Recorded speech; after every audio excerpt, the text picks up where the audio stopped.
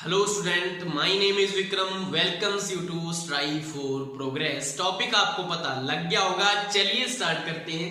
आपको पता है मैं आपको न्यूमेरिकल सी करवाता होता हूं। तो हमारा जो फर्स्ट न्यूमेरिकल है वो क्या बोल रहा है कि a truck starts from rest and rolls down a hill with a constant acceleration. कोई भी न्यूमेरिकल करने का बेस्ट तरीका क्या है कि जैसे ही आप उसकी स्टेटमेंट पढ़ रहे हो, जो उसमें प्रोवाइड किया हुआ है, जो आपको गिवन है, उसको तभी आपने क्या करना है, यहां पे नोट कर लेना है कि आपको ये उसने दे रखा है। इससे आपको पता लग जाता है कि आपको निकालना क्या है और आपको क्या दिया हुआ है, आपको अच्छे से समझ में आ जाएगा। अब आपकी जो फर्स्ट लाइन है न्यूमेरिकल की, आपको बता रही है, एक क्वांटिटी बता रही है, बताओ मुझे क्या होगा। देखो, अ ट्रक स्टार्ट्स फ्रॉम रेस्ट, मतलब जो ट्रक है कहां से चल रहा है, रेस्ट से चल रहा है। रेस्ट बोले तो उसकी जो इनिशियल वेलोसिटी है वो हमें दे रखी है, कितनी, 0। रेस्ट का मतलब होता है कि उसकी जो इनिशियल वेलोसिटी है वो 0 दे रखी है, और इनिशियल वेलोसिटी को हम लिखते हैं u से। तो u हमें प्रोवाइड किया हुआ है कि 0 है, और इसका यूनिट आपको पता है मीटर पर सेकंड होता है। अब उसके बाद क्या कर रहा है, रेस्ट से चला वो, और नीचे पहाड़ी से वो नीचे उतर रहा है। एक पहाड़ी से ट्रक क्या कर रहा है, नीचे उतर रहा है एक कांस्टेंट एक्सेलरेशन से। अब एक्सेलरेशन चीज क्या होती है, आपको बेसिक पता हो तो, अगर किसी भी ऑब्जेक्ट की मोशन में अगर उसकी वेलोसिटी में चेंज आ जाता है तो उसको हम क्या कर देते हैं, उसको बोलते हैं हम एक्सेलरेशन। तो चेंज तो आ ही रहा है कि पहले वो रेस्ट से चला, उसके बाद वो नीचे उतर है, तो मतलब उसकी वेलोसिटी में क्या हो रहा है, चेंज हो रहा है, तो क्या आ जाएगा, एक्सेलरेशन आ जाएगा। अब उसके बाद बोल क्या है वो, it travels a distance of 400 metre in 20 second. तो आपको दे रखा है it travels a distance of 400 metre in 20 second. Distance यहां पे नहीं आएगी, यहां पे आना क्या चाहिए था, डिस्प्लेसमेंट, लेकिन न्यूमेरिकल के अकॉर्डिंग डिस्टेंस ही बोलते हैं। लेकिन हमें पता है जब एक्सेलरेशन आ रहा है मतलब डिस्टेंस थोड़ी होगी, डिस्प्लेसमेंट होगी। तो डिस्प्लेसमेंट को हम किससे लिखते हैं, एस से लिखा जाता है। एस इक्वल टू कितना दे रखा है आपको, 400 मीटर दे रखा है, और टाइम कितना दे रखा है, 20 सेकेंड। तो आपको टाइम भी पता चल गया, तो ये हमने लिख लिया। दूसरी लाइन में जो दिया होगा हमने वो भी नोट कर लिया। अब उसके बाद उसने पूछा है फाइंड इट्स एक्सेलरेशन। अब हमें निकालना क्या है वो लिखो यहां पे कि हमें एक्सेलरेशन निकालना है। तो आपको यहां पे जो दिया हुआ है और जो निकालना है उससे आपको ये पता लग रहा है कि हमें जो इक्वेशन ऑफ मोशन है कौन सी यूज करनी पड़ेगी। सिंपली पता लग रहा है, देखो 3 इक्वेशन है आपके पास, v equal to u plus a t, s is equal to u t plus half a t square, and v square equal to u square plus 2as।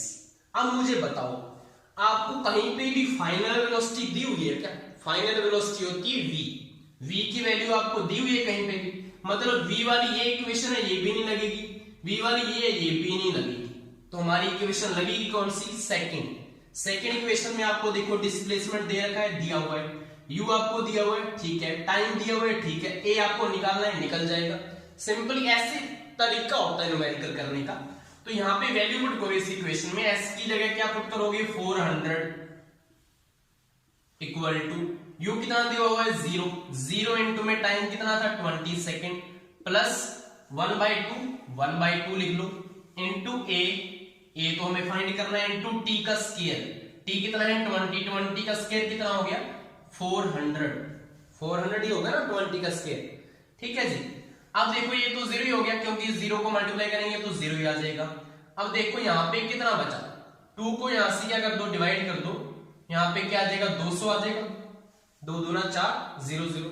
अब यहां से क्या आ गया, 200a, और ये 0 ही था, तो हमारी इक्वेशन क्या बन गई, 400 इक्वल टू 0 प्लस 200a। तो यहां से a की वैल्यू क्या आ जाएगी, a इक्वल टू 200 इसके नीचे आ जाएगा, तो 400 बाय 200, ये 2 0 से 2 0 कट गया, 2 2 4 होते हैं, तो 2 इसका यूनिट होता है मीटर पर सेकंड स्क्वायर। तो हमारा एक्सेलरेशन कितना आ चुका है, 2 मीटर पर सेकंड स्क्वायर। हमने आपको ये देखो इसमें देखना होता है कि मीटर पर सेकंड में था ना, हमारी मीटर पर सेकंड में है, ये मीटर में है, ये सेकंड में है, तभी हमारा एक्सेलरेशन मीटर पर सेकंड स्क्वायर में आया। अगर यहाँ पे क्या दिया होता t = 1 मिनट दिया होता तो मिनट को आपको कन्वर्ट करना पड़ता, तो हमने इसको कुछ भी कन्वर्ट करने की जरूरत नहीं पड़ी, हमारा सिंपल ही हो चुका है। अगर दिया हो तो कन्वर्ट करना होता है इसको, ठीक है जी। अब उसके बाद उसने क्या बोला है, find the force acting on it if its mass is 7 ton, और आपको एक हिंट दे रखी है कि 1 टन कितने के इक्वल होता है, 1000 केजी के इक्वल। तो हमें क्या निकालना है, फोर्स निकालना है। सिंपली आपको फोर्स का फॉर्मूला पता है, F = होता है मास इनटू एक्सेलरेशन, मतलब F = ma पता है। आपको F निकालना है, A आपका यहां से आ गया, A की वैल्यू 2 मीटर पर सेकंड स्क्वायर यहां से पुट कर दोगे, लेकिन जो मास है आपने मास 7 टन पुट नहीं करना, क्योंकि बेसिकली जो फोर्स का यूनिट क्या होता है, न्यूटन होता है, और न्यूटन इक्वल किसके होता है, केजी मीटर पर सेकंड स्क्वायर के। मतलब F जो होता है, F का जो यूनिट होता है वो होता है न्यूटन, और न्यूटन इक्वल होता है केजी मीटर पर सेकंड स्क्वायर के। कहां से आया ये देखो, मास का यूनिट क्या होता है, केजी, और ए का यूनिट क्या था, मीटर पर सेकंड स्क्वायर। मतलब हमारा अगर न्यूटन में हमने फाइंड करना है फोर्स को तो क्या आना चाहिए, केजी मीटर पर सेकंड स्क्वायर बनना चाहिए, लेकिन हमारा जो मास है वो तो 7 टन में दिया हो, तो इसको हमने कन्वर्ट इसलिए हिंट दी हुई आपको। तो यहां से 7 टन है, 1 टन में इतने हैं, तो साथ में कितने होंगे बताओ मुझे, कि 1 टन जो है वो इक्वल है 1000 केजी के, तो 7 टन कितने के इक्वल हुए, 7 × 1000, तो कितना आ गया केजी में, 7000 केजी आ गया, किसका मास, उस ट्रक का मास। तो हमारा जो फोर्स है वो कितना आ जाएगा, F = ये पुट करेंगे 7000 × A की वैल्यू 2 आ जाएगी। अब देखो हमारा यूनिट सही आ रहा है या नहीं आ रहा, देखो 7000 केजी में था तो यहाँ पे मैंने केजी लिख दिया, 2 किस में था, मीटर पर सेकंड स्क्वायर था एक्सेलरेशन, तो हमारा यूनिट आ गया ना सेम। अब इसको न्यूटन लिख सकता हूं मैं, तो F = कितना आ जाएगा, 7 × 2 = 14 और 3 0, तो 14000 न्यूटन हमारा क्या आ गया, फोर्स आ चुका है। ये इसका आंसर था। नेक्स्ट हमारा न्यूमेरिकल है, a stone of 1 kg is thrown with a velocity of 20 meter per second across the frozen surface of a lake and comes to rest after traveling a distance of 50 meter. What is the force of friction between the stone and the ice? तो numerical का मतलब समझ में आया आपको, कि जैसे कि मैं क्या करूं, एक मैंने पत्थर ले लिया, कितने का, 1 किलो का, और मैंने उसको ऐसे थ्रो किया, किसके ऊपर, एक झील थी जहां पे जमी हुई क्या हुई है, बर्फ जमी हुई है, उसके ऊपर मैंने उसको थ्रो किया। अब कुछ टाइम के बाद आपको पता है कोई भी चीज आप फेंकते हो तो कुछ टाइम के बाद वो रुक जाती है, और उसका रीजन भी आपको पता होगा। रीजन क्या होता है, एक फ्रिक्शन फोर्स काम करता है दो चीजों के कांटेक्ट के बीच में, दो सरफेस के कांटेक्ट के बीच में क्या लगता होता है, फ्रिक्शन, जो कि हमेशा लगता है अपोजिट डायरेक्शन में, किसके, मोशन के हमेशा अपोजिट डायरेक्शन में क्या लगता है, फ्रिक्शन लगता है।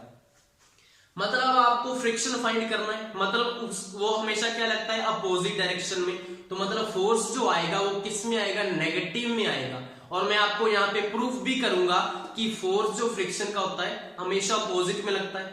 प्रूफ कैसे होगा, कि फोर्स की वैल्यू हमारी नेगेटिव में आने वाली है। नेगेटिव में कैसे आएगी, न्यूमेरिकल तो पूरा करो ना इसको। न्यूमेरिकल क्या है, कि हमारा एक स्टोन है जिसका मास मैंने क्या ले रखा है, 1 kg का स्टोन है, और यहाँ पे एक लेक है, ये क्या हमारी लेक है, जहां पे क्या जमी हुई है, बर्फ जमी हुई है, ये सारी क्या है, बर्फ जमी हुई है इसमें, और मैंने इसको यहां से थ्रो किया इसमें, और ये कुछ टाइम के बाद आकर क्या हो गया, रुक गया। यहाँ पे आके मान लो ये रुक गया, इसका साइज छोटा नहीं हुआ, साइज इसका उतना ही है, यहाँ पे डायग्राम में इसका साइज छोटा हो चुका है, तो साइज इसका वही है। अब उसने ये बोला है कि मैंने इसको जो जब थ्रो किया था, तो थ्रो करते वक्त मैंने कितनी वेलोसिटी दी उसको, 20 मीटर पर सेकंड से मैंने उसको थ्रो किया। तो मतलब हमारी जो इनिशियल वेलोसिटी है, मतलब जिसको मैं जिससे मैंने उसको फेंका, वो हमारी क्या होगी, इनिशियल वेलोसिटी होगी, किसकी, पत्थर की या स्टोन की, वो क्या है, इनिशियल वेलोसिटी है। तो मतलब u हमारी क्या दी हुई है, u = 20 मीटर पर सेकंड। ठीक है। अब मैंने उसको 20 मीटर पर सेकंड से थ्रो किया, किसके ऊपर, लेक की जमी हुई बर्फ के ऊपर मैंने उसको थ्रो किया, एंड कम्स टू रेस्ट। अब हमें पता है कुछ टाइम के बाद आकर वो क्या करेगा, वो रुक जाएगा। रेस्ट मतलब स्टॉप हो जाएगा, मतलब उसकी जो फाइनल वेलोसिटी है वो कितनी है, उसकी जो फाइनल वेलोसिटी है वो क्या हो जाएगी, 0 मीटर पर सेकेंड। समझ में आया कि मैंने उसको 20 मीटर पर सेकंड से थ्रो किया उस लेक में, कुछ टाइम के बाद वो रेस्ट पे आया, मतलब उसकी फाइनल वेलोसिटी क्या दी हुई है, 0 दी हुई है। अब इतनी करने में, इस चीज को करने में, after travelling a distance of 50 metre, मतलब यहां से यहां तक रुकने में उसने कितनी डिस्टेंस कवर कर ली, वो इसने डिस्टेंस कवर कर ली है 50 मीटर। मतलब यहां से लेकर, थ्रो करने से लेकर उसके रुकने तक कितनी डिस्टेंस उसने कवर कर ली, 50 मीटर उसने कवर कर ली। अब हमें फोर्स पूछा है, तो आपको पता है कि फोर्स का फॉर्मूला F इक्वल टू क्या होता है, मास इनटू एक्सेलरेशन होता है। मतलब बेसिकली आपको मास तो दिया हुआ है कि 1 kg है, यूनिट भी इसका सही है, केजी में चाहिए हमें तो, लेकिन जो एक्सेलरेशन है वो आपको नहीं दिया हुआ। तो एक्सेलरेशन का वैसे अगर फॉर्मूला देखें तो क्या होता है, v minus you by T, लेकिन आपको टाइम भी नहीं दे रखा, तो मतलब ये फॉर्मूले से तो नहीं आएगा एक्सेलरेशन। इसी फॉर्मूले से हमारी फर्स्ट इक्वेशन बनी थी v equal to u plus a t वाली, तो मतलब इसमें भी क्या आ रहा है, टाइम आ रहा है, तो ये तो नहीं लगेगी। दूसरी इक्वेशन क्या थी, ut plus half a T square, अब इसमें भी टाइम आ रहा है लेकिन टाइम नहीं दिया हुआ, लेकिन ये भी नहीं लगेगी। लेकिन जो थर्ड इक्वेशन है वो हमारी क्या थी, v square is equal to u square plus 2as। अब यहां पे देखो टाइम कहीं पे आ रहा है, नहीं आ रहा। आपको v पता है, v हमें पता है, u आपको पता है, u आपको पता है, a आपको फाइंड करना है, s आपको पता है कितना दे रखा है, डिस्टेंस 50 मीटर या डिस्प्लेसमेंट 50 मीटर दे रखी। तो इक्वेशन कौन सी लगेगी, थर्ड इक्वेशन यूज होगी। यहां से हम a की वैल्यू फाइंड करेंगे, उसको इस इक्वेशन में पुट करेंगे, मास आपको पता है तो फोर्स आ जाएगा आपका, और फोर्स कैसा आएगा, नेगेटिव में आएगा, तभी तो प्रूफ होगा कि फ्रिक्शन हमारा क्या हो लगता है, हमेशा अपोजिट डायरेक्शन में। देखिए अभी नेगेटिव में आता है या नहीं आता, तो यहां से पुट करो, v की वैल्यू मुझे बताओ कितनी है, v है हमारा 0, तो 0 का स्क्वायर तो 0 होता है, इक्वल टू u की वैल्यू बताओ कितनी है, 20, 20 का स्क्वायर करेंगे तो 400 आ जाएगा, प्लस 2 इंटू ए हमें फाइंड करना है, s वैल्यू कितनी दे रखी है 50 मीटर, तो यहाँ पे इंटू में 50 मीटर पुट करो। इसको देखो सॉल्व करो, यहां से कितना आएगा, 0 इक्वल टू 400 प्लस ये कितना हो गया, 5 2 10 होते हैं तो 100 आ जाएगा, 50 गुना 100 होते हैं ना, तो 100 इंटू ए आ जाएगा। अब क्या होगा देखो, 400 इधर आएगा तो नेगेटिव में नहीं आएगा, माइनस का 400 इक्वल टू 100 ए आ जाएगा। अब यहां से a की वैल्यू कितनी आ जाएगी, 100 इसकी डिवाइड में चला जाएगा, तो माइनस का 400 बाई 100, तो ये 2 0 से 2 0 कट गया, तो हमारी a की वैल्यू कितनी आ गई है, माइनस का 4। यूनिट क्या होता है आपको पता है, मीटर पर सेकंड स्क्वायर, यूनिट लिखना जरूरी होता है। अब हमारा a वैल्यू आ गई, हमें m भी पता है, हमें फाइंड क्या करना था, फोर्स ऑफ फ्रिक्शन, तो F इक्वल टू क्या आ जाएगा, मास कितना दिया हुआ है 1 kg का स्टोन था वो, तो 1 इंटू माइनस का 4, किसकी वैल्यू है, a की वैल्यू है, तो F इक्वल टू कितना आ गया, माइनस का 4 न्यूटन। ये हमारा आंसर था। अब यहां से देखो आपको क्या आ रहा है, फोर्स नेगेटिव में आ रहा है या नहीं आ रहा, तो मैंने आपको क्या बोला था कि मैं प्रूव भी करूंगा कि हमारा जो फोर्स ऑफ फ्रिक्शन है हमेशा किस साइड लगता है, मोशन के अपोजिट डायरेक्शन में। अपोजिट डायरेक्शन को कौन बता रहा है, ये नेगेटिव साइन हमें बता रहा है कि हमेशा फोर्स ऑफ फ्रिक्शन नेगेटिव में लगता है, अपोजिट डायरेक्शन में लगता है। ये आपके दो न्यूमेरिकल थे, आई होप सो आपको अच्छे से समझ में आ गए होंगे। Thank you.